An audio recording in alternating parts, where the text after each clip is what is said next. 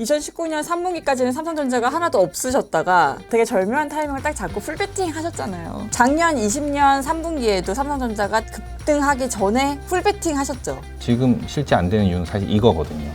어느 정도 바닥권은 형성되고 있는데 그 시점이 그게 내일이냐 다음 달이냐. 한경 글로벌 마켓 한글만 구독자 여러분 안녕하세요. 한국경제신문 허랑 기자입니다. 9월 29일 수요일 퇴근길에 찾아가는 여의도 나우 시작하겠습니다. 이한영 DS자산운용 주식운용 본부장님 나와주셨습니다. 안녕하세요. 네, 반갑습니다. 제가 개인적으로 액티브 투자를 좋아해요. 근데 이제 본부장님께서는 마켓 타이밍을 과감하게 잡는 액티브 투자자로서 유명하셔가지고 오늘 특히 기대가 되거든요. 우리의 마음을 지치게 했던 사실 대표 종목이었죠. 이 삼성전자와 카카오인데요. 이 주도주가 꺾이면서 투자 심리가 확 꺾인 측면이 있거든요. 그래서 이 삼성전자의 매매 타이밍 잡는 그 예술을 한번 정말 들어보고 싶어가지고 2019년 3분기까지는 삼성전자가 하나도 없으셨다가 펀드에 하나도 안 담았다가 그 다음에 되게 절묘한 타이밍을 딱 잡고 풀베팅 하셨잖아요. 과거에 했던 패턴을 말씀드리면 삼성전자를 실제 저희 펀드에서도 2019년도 3분기까지 매매를 안 했었어요. 매매를 안 했어요? 안 갖고 있었어요? 안 갖고 있었죠. 아, 네, 한 주 19년도 말씀드리는 겁니다. 왜냐하면 트럼프 때였고 그때 보면 이제 무역 분쟁 한창 할 때였고 근데 무역 분쟁이 1단계, 2단계, 3단계 이렇게 확전될 때였어요. 확전될 때 이제 기존에 포함된 관세는 이미 시장에서 악재로 계속 반영했었는데 결국은 확전되면 확정될수록 주가 빠져버리거든요. 새롭게 추가될 관세에 대한 산업들. 근데 그게 그때 경기 민감 소비재였고 이제 그런 것들 중에 대부분이 IT였습니다. 그러다 보면 결국은 IT 대장은 한국에서는 삼성전자죠. 예, 그러면 삼성전자 안 된다 그러면 한국 안 되겠네. 이런 컨셉으로 딱 바로 직결할 수 있는 거죠. 그래서 저희가 대응을 안 했다가 19년 8월 정도부터 트럼프가 이제 패가 꼬이면서 점차 완화되는 국면으로 갔습니다. 그때부터 시장이 삼성전자 중심 반등이 나왔고 삼성전자가 하루에 뭐 종목처럼 튀는 날들이 막 벌어졌었습니다. 하루에 뭐 3, 4%씩 탁탁 튀는. 그래서 그러니까 이건 탑다운에서 한국 시장에 대한 그리고 한국 시장의 대표 종목으로 작동하는 삼성전자에 대해서 이제 판단을 했던 게 그런 거였고요. 작년 20년 3분기에도 삼성전자가 딱 급등하기 전에 풀베팅 하셨죠? 저 작년에도 그때 좀 많이 샀던 것 같아요. 그러니까 그때는 또 왜 풀베팅을 외치셨어요? 뭘 보고서는? 작년에는 저희가 아마 시장이 연말에 뛰었습니다. 시장이 11월부터 2300포인트였다가 2900 정도까지 다이렉트로 오르면 시장이 끝났는데 두 달 동안 600포인트 오르는 어마무시한 형태를 보였죠. 그때 무슨 일이 벌어졌냐면 11월 첫째 주가 미국 대선이었고요. 그 다음에 연말에 우리 또 양도세 이슈 때문에 되게 많았었는데 이게 10월 마지막 주에 정부에서 양도세 유예 먼저 얘기하고 그 다음 주에 바로 미국 대선인데 바로 빨리 끝나버렸습니다. 그러니까 시장을 11월 10월 눌렀어야 되는 악재가 10월 마지막 주에 한 번에 해소되니까 악재 공백기 되는 상황인데 그 10월부터 삼성전자가 비메모리 수주를 받기 시작하고 LG전자도 전기차 수주 받기 시작하고 막 이러니까 전 섹터의 약간 성장주 산업에서 수주 모멘텀이 한 번에 붙어버렸거든요. 근데 사실은 그때 저도 기억이 나지만 삼성전자의 파운드리 수주가 아주 큰 규모는 아니었어요. 네, 실적으로 따지면, 네. 즉 숫자로 네, 따지면. 맞습니다. 근데 기존에 원래 그냥 전통 제조만 하다가 이익률이 다른 산업이 비중이 높아지기 시작하니까 이거는 밸류에이션 상향 조정거리가 되는 형태가 됐고 삼성전자가 또 가볍게 움직이기 시작하니까 예, 더 시장 전체를 분위기를 바꾸는 거였죠. 그럴 때는 그 시장의 편승은 해야죠. 뭐 사실 매매를 하루에 다 끝낼 필요는 없고요. 보시면서 예, 비중을 좀 조절하시는 게 편하다. 그다음에 삼성전자가 뭐 핸드폰도 만들고 반도체도 만들고 비메모리도 이제 하고 막 하는데 아직까지는 시장은 가격에 반응을 합니다. 반도체 가격에. 그러면 이제 반도체 가격이 뭐 현물 가격이 있고 그다음에 고정가가 있죠. 이게 고정가는 장기 공급 계약으로 장기적으로 딱 우리 얼마 하자 이렇게 해서 몇 달씩 가는 가격이고 현물가는 실제 주식처럼 지금 매일매일 정해지는 가격들입니다. 근데 가치주는 원재료 가격 상승 나오면 제품가 가격 상승, 그러면 주가 상승 이렇게 갑니다. 근데 소비재주 특히 이제 IT 쪽에서 반도체 가격 상승 그러면 매출 상승이라고 생각하는데 수요가 감소해 버립니다. 그러니까 실제 보시면 지금 저희가 서버 업체들이 다들 이제 재고가 너무 많다. 그래서 안 사간다. 삼성전자는 재고가 없어서 지금 막 정상 재고가 아니고 너무 낮은 상황인데 근데 가격이 오르다가 말아버리는 현상이 벌어지거든요. 여기서 말하는 수요는 소비자 수요가 아니라 이 서버 업체 빅테크 수요를 말하는 거네요. 네네네. 지금 실제 안 되는 이유는 사실 이거거든요. 네, 그래서 그러면 이게 해소되려면 그쪽에선 재고가 소진돼야 되고 우리는 준비하면서 공급을 보내줘야 되니까 그렇게 되면 다시 가격 반등 나오겠죠. 그래서 뉴스 자체가 서버 업체들의 재고가 소진되고 있다. 더라. 그러다 보니 삼성전자의 출하량이 본격적으로 는다더라. 뭐 이런 뉴스들이 나오면 주가는 그때 반등 나오지 않겠냐. 그러니까 개별적인 모멘텀으로는 지금 상황에서는 그 뉴스의 촉각을 곤두 세워야겠네요. 네. 근데 좀 징후가 나오는 게 최근에 저희가 한 달 동안 외국인이 우리나라 1.4조 정도 제가 샀다고 말씀드렸는데 실제 반도체 섹터만 놓고 보면 1.8조를 샀어요. 나머지를 팔았고 이렇게 된 건데 근데 여기서 또 유추해 보면 연말에 대한 준비 그러니까 이 재고 소진에 미리 좀 대응하는 거 아니냐. 큰 자금들은 사실 선제적으로 대응을 해야 되니까 이제 그런 측면에서 보면 어느 정도 바닥권은 형성되고 있는데 그 시점이 다가올 건데 사실 그게 내일이냐 다음 달이냐 이거가 저희가 이제 관찰해야 될 포인트거든요. 그래서 삼성전자는 그런 포인트들을 보고 대응을 하시면 되지 않겠냐. 그리고 또 시장이 유동성 장세라고 말들 많이 하시는데 유동성이라는 게 돈이 벌어질 거리가 있으면 들어오는 거거든요.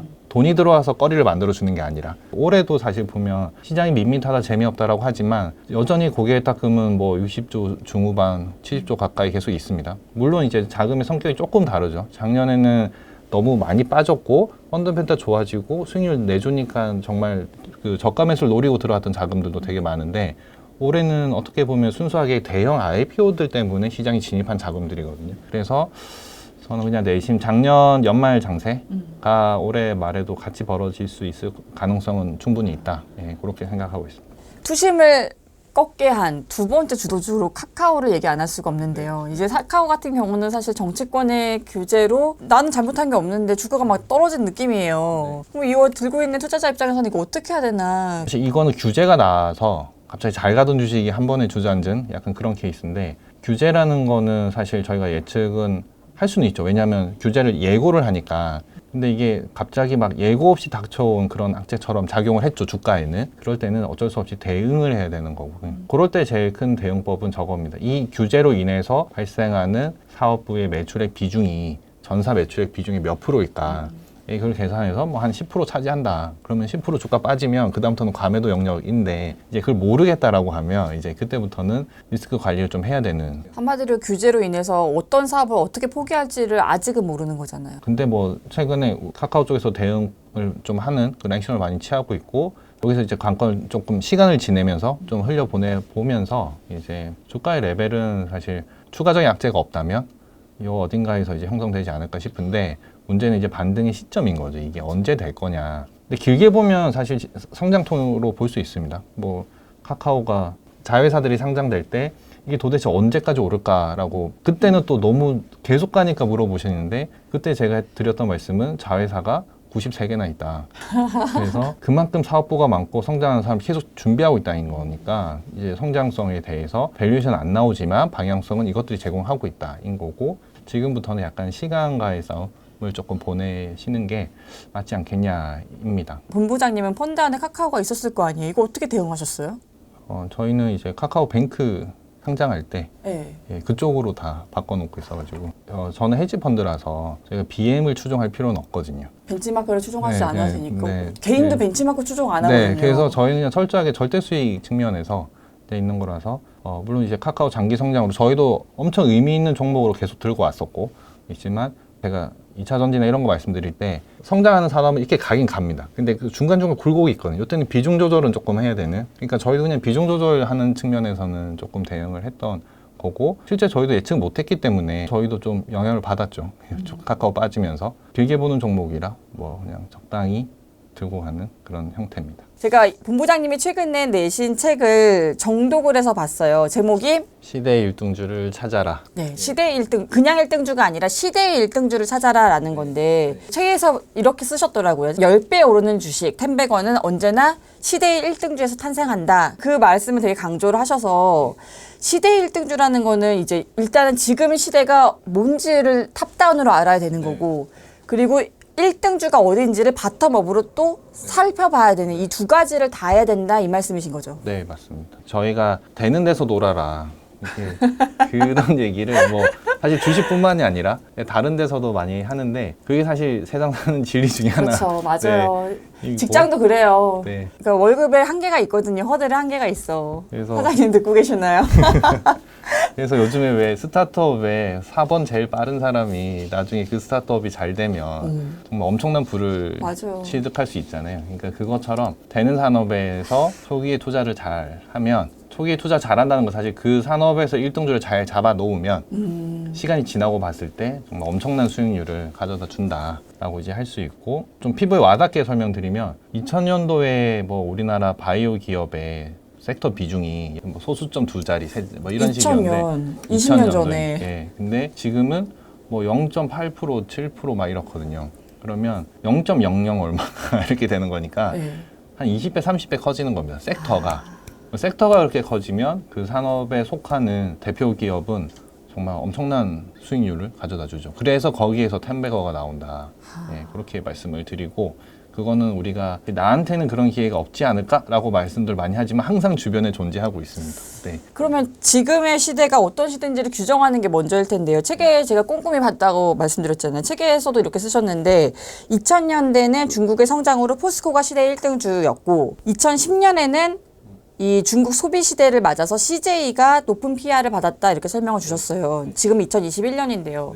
지금 시대는 어떤 시대라고 규정 지을 수 있는 거예요? 지금도 보면 4차 산업혁명이라 그러고 작년에도 가장 많이 다들 했던 게 코로나임에도 불구하고 왜 주가는 이렇게 좋지라고 했던 건 이제 산업 구조의 형태와 성장하는 산업 형태, 소위 말하는 시가총액의 형태가 다르기 때문이거든요. 그래서 우리가 시대 1등주를 판명하는 건 지금 GDP에서 1등 산업을 찾는 게 아니라 우리의 시가총액을 구성하면서 계속 이 시가총액의 변화를 이끌어갈 주식을 찾는 거니까 이런 형태로 이제 명령되는 탑다운을 먼저 잡아내는 게 시발점으로서는 가장 중요하다. 돈의 흐름, 그러니까 돈이 먼저 움직이는 거네요. 시총이 네. 먼저 반영이 되고 그 다음에 네. GDP가 따라오는 방식인 거네요. 바텀업으로 가서 BBIG를 봤을 때도 이제 BBIG를 보면은 제조업과 콘텐츠, 그러니까 소프트웨어가 좀 섞여 있어요. 결국에는 약간 제조업도 좋아지고 소프트웨어도 좋아진다 이렇게 읽히는 건지 아니면 책에서 보면은 제조업의 구화를 또 엄청 강조를 하셨는데 제조업이 좀 이렇게 강하게 치고 나갈 것이다 이렇게 봐야 되는 건지 조금 헷갈리거든요. 그러니까 제조업의 가장 큰 무기가 좋은 생산 시설을 가지고 있는 상황에서 패러다임 바뀔 때 그 기회를 포착을 하면 제조업의 탈을 쓰고 있지만 밸류에이션이 상향 조정되면서 성장주의 무늬가 붙어버리는 거거든요. 그래서 그런 측면에서 제조업은 충분히 부활할 수 있는 기회가 있다인 거고 원래 또 경기가 살면 원래의 수요가 있던 거에서 뭐 리스타킹 수요가 같이 있으니까 제조업은 그런 측면에서 좀 보시면 된다. 근데 제일 중요한 건 저거죠. 그냥 오로지 그냥 일반적인 장치 산업이었다고 생각했던 그 산업이 새로운 산업이 붙으면서 이제 기회를 정말 딱 포착해서 싹 바뀌는 그 순간. 그게 실제 우리나라 뭐 SK이노베이션, LG화학 전통 그냥 정유화학 주식이었는데 2차 전지로 바뀌면서 주가가 그냥 새로운 레벨업 되는 그런 과정이듯이 올 초에 한번 또 자동차들도 그런 걸 보여줬죠. 그래서 그런 측면에서 제조업을 한번 보시는 게 다음 기업은 어디가 될까요? 여러 가지들이 다 많이 준비하는 것 같아요. 네, 그래서 뭐 예를 들어 삼성전자도 보면 파운드리로 회사를 변신하고 있죠. 기존에는 뭐 파운드리 매출액 비중이 뭐 5%, 6%밖에 안 되는데 벌써 한 15%까지 올라오거든요. 그러니까 그런 것들에 대한 준비, 예, 그런 것들이 있었으니까 작년에 우리가 삼성전자에 열광했던 거고, 그래서 그런 것들을 다 준비하시는 게 나아요. 뭐 예를 들어 현대중공업도 친환경 선박의 모멘텀을 입는 건가요? 그러니까 그런 게 뭐 친환경의 범위가 그냥 LNG 선이냐, 뭐 아니면 새로운 뭐 수소 연료 전지를 더 할 거냐, 뭐 이런 거 등인데 항상 테마가 형성될 때는 기대감의 주가는 펀더멘털 없이 먼저 올라 버리거든요. 그러고 나서 실체가 없네, 나오려면 너무 오래 걸리는데 하면 주가 또 다 빠져버립니다. 지금 그런 시기구나. 네, 그래서 그런 것들 산업은 또 그렇게 움직일 거고, 근데 이걸 지난 섹터들이 이제는 정말 분기별로 실적이 나오네 라고 했던 것들이 2차 전지 그런 삼성 SDI 뭐 이런 것들인 거잖아요. 그렇죠. 그건 실체가 있는 거죠. 네, 이제는 실적이 실체를 보여주고 있기 때문에 그래서 그런 산업에 대해서는 대응을 하시면 되는데 굳이 오로지 테마일 것 같다라는 것까지 매매를 하실 필요는 없다. 본부장님도 이렇게 테마가 처음 형성될 때, 그러니까 1파라고 하잖아요. 그때는 안 들어가세요? 그때는 이제 대형주들의 경우에는 들어갔다가 매매가 빨리 쉬우니까. 네. 하지만 이제 금방 이제 또 정리를 하시겠네요. 매매 타이밍을 되게 짧게 잡으시겠네요. 뭐 사실 쌓는 매매를 하기 좋은. 그러니까 쌓는 쌓는 매매라는 게 내가 절대 수익을 취하기가 좀 쉬운 매매들. 네. 지금 사서 좀 짧게 절대 수익 챙기고 나와서 그러면 절대 수익이 그 매매 수익 자체는 이제 쌓여가니까 그래서 쌓는 매매는 좀 편하죠. 그런 종목들이. 하지만 이제 3파라고 하죠. 정말 실적이랑 같이 붙는 네. 거. 그건 2차 전지 이런 걸 얘기를 하시는 거죠. 네, 삼성전자. 그런 지금 보여주고 있는 것들. 네. 많은 분들이 코스피 지수 전망을 내놓으실 때 본부장님만큼 세게 내놓으시는 분이 아마 지금 없으실 것 같아요. 본부장님께서는 연말에 3,800까지도 예상을 하시면서 작년과 같은 연말에 좋은 장이 올해도 펼쳐질 것이다 이렇게 얘기를 하시거든요. 저는 올 초에 연간으로 봤을 때 한국 시장 EPS 곱하기 밸류에이션 얼마를 하면 나오는 그 지수 밴드를 정한 거거든요. 그러니까 그게 이제 저의 이정표가 되는 거죠. 그래서 올해 요 정도까지 가는 건 무난하겠어. 이거는 펀더멘탈적으로 이 정도 높이까지는 가능하겠다. 지금 이제 벌써 9개월 오면서 이 숫자를 바꿀 이유가 있나? 라는 걸 생각해 보면 아직까지는 그게 없다. 물론 이제 벌써 9월이 끝나가고 그렇죠. 3개월밖에 안 남았어요. 3,300선까지 갔다가 주저앉아서 저도 이제 한 2석 달인데 작년 연말에도 사실 이랬었거든요. 작년 연말에도 19년 말에 2020년 조심스럽게 이제 그때는 제 방송이 아니라 저희 투자 설명회 다니면서 3,000선 가능할 것 같은데 라고 말씀드리고 다녔는데 예상치 못한 일들도 몇 개 있었고 사실은 코로나가 벌어졌었죠. 그 당시는. 사실 그때도 보면 되게 단순한 저의 이정표, 저의 목표치는 그냥 우리가 누구나 추정하는 합리적인 숫자 곱하기 우리나라 그러니까요. 그냥 밸류션이 EPS 곱하기 밸류에이션이잖아요. 네, 그거였습니다. 그래서 지금도 사실 그거기 때문에 저는 안 바꾸는 건데 제가 다른 데서 좀 보니까 세미나 할 때도 들어보시니까 내년장은 된다. 지금은 이제 많이 낮추셨어요. 힘을 축적하는 과정 아니냐라고 하는데 결론적으로 그분들도 보면 논리는 다 같거든요. 같은데 지금 이게 악재들이 계속 하나 끝나면 새로 나오고 하나 나오니까 시간이 좀 끌어지니까 그쵸. 예, 그러면은 이제 지금이 내년에 좋은 장을 위한 약간 좀 응축기다 정도로 표현하시는 것 같고 저도 뭐 같은 방식인데 저는 그냥 그걸 안 바꾸고 그냥 아직 그렇게 갈 수도 있을 것 같은데 라는 생각을 하는 거죠. 수익률 1등 펀드 매니저로부터 과외받는다는 생각으로 좀 인터뷰를 진행을 했습니다. 너무 유익한 시간이었는데 우리 한글만 구독자님들도 어떠셨는지 모르겠네요. 나와주신 이한영 DS자산운용 주식운용 본부장님 너무나 감사드립니다. 네, 고생하셨습니다. 감사합니다. 한글만 구독자님 저는 내일 퇴근길 내 자산을 지키는 든든한 인터뷰로 다시 찾아오겠습니다. 감사합니다.